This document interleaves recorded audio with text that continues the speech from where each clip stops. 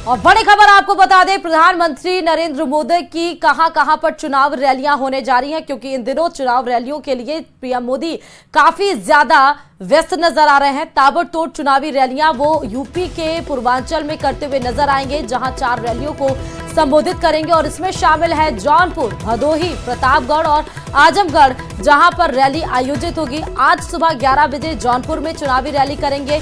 11 बजे के बाद 12:30 बजे आपको भदोही में पीएम मोदी रैली को संबोधित करते हुए नजर आएंगे। फिर 12:30 बजे के बाद 2:15 बजे प्रतापगढ़ में जाएंगे, जहां पर रैली को संबोधित करेंगे और फिर 2:15 के बाद शाम 4 बजे लालगंज में रैली करेंगे। और खबर यह भी है कि हो सकता है रात्रि में वो उत्तर प्रदेश की राजधानी लखनऊ में आज विश्राम भी करें।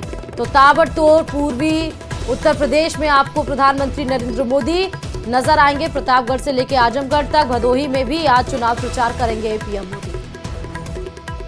और इस बीच न्यूज एजेंसी को दिए इंटरव्यू में अमित शाह ने अरविंद केजरीवाल को मिली अंतरिम जमानत पर बात की है।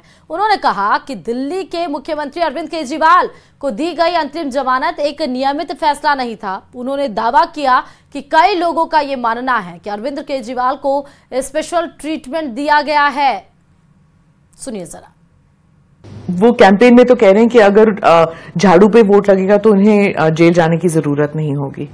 देखिए, तो मैं तो मानता हूं कि सुप्रीम कोर्ट का स्पष्ट रूप से कंटेम्प्ट है। इनका कहने का मतलब है जो विजयी होता है सुप्रीम कोर्ट उनको दोषी होने के बावजूद भी जेल नहीं भेजती। अब जिन जज साहबों ने उनको जमानत दी है उनको ये सोचना है कि उनके जजमेंट का क्या उपयोग या दुरुपयोग हो रहा है। आप उस जजमेंट के बारे में क्या कहेंगे?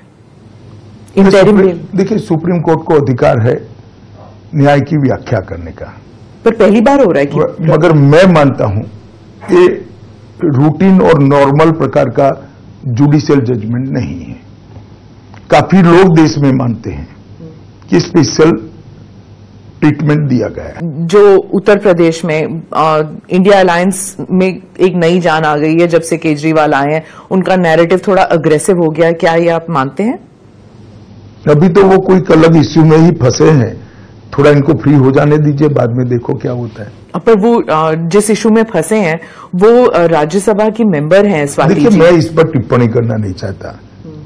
अगर कोई पुलिस को कंप्लेन करता है तो पुलिस उसका संज्ञान देगी, मगर मैं इतना ही कहता हूं कि अभी उनको बेचारे को जिस इश्यू में फंसे इससे निपटारा लाने दीजिए, काहे को ये सब में उलझाती है। चलिए खबरों में आगे बढ़ते बताते चले कि कांग्रेस नेता प्रियंका गांधी लगातार रायबरेली में राहुल गांधी के लिए चुनाव प्रचार कर रही हैं और इस दौरान उन्होंने केंद्र की सरकार और पीएम पर जमकर निशाना साधा। प्रियंका गांधी ने कहा कि पीएम नरेंद्र मोदी चुनाव के समय अजीब सी बातें करते हैं।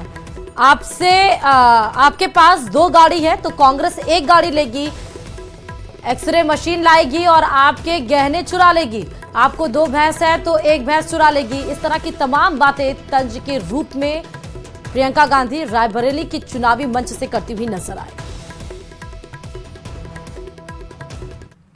मोदी जी कह रहे हैं देश के सबसे बड़े पद को पर आसीन हमारे प्रधानमंत्री कि सावधान हो जाइए, कांग्रेस पार्टी एक एक्सरे की मशीन लाएगी, आपके घरों में घुसेगी, आपके गहने मंगलसूत्र ले लेगी और किसी और को दे देगी। ये कह रहे हैं, गुजरात में गए, इन्होंने कहा कि सावधान रहिए, अगर आपके पास 2 भैंसे हैं तो कांग्रेस पार्टी 1 भैंस चुरा लेगी।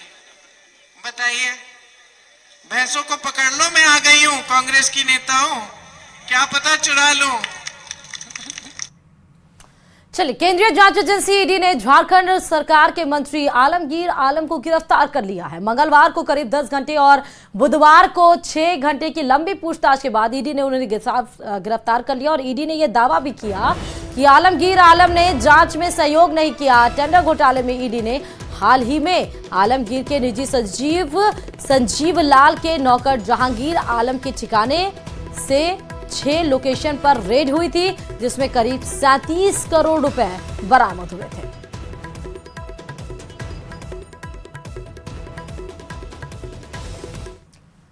और सीए के तहत पहली बार 14 लोगों की नागरिकता दी गई है। दिल्ली में 14 आवेदकों को भारत की नागरिकता दी गई।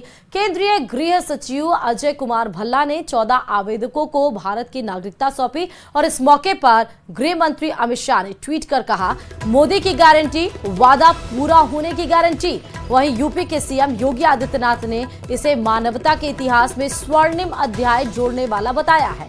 11 सितंबर 2019 को CAA संसद से पास हुआ था। भारतीय नागरिकता पाए लोगों ने इसे नया जन्म बताया है।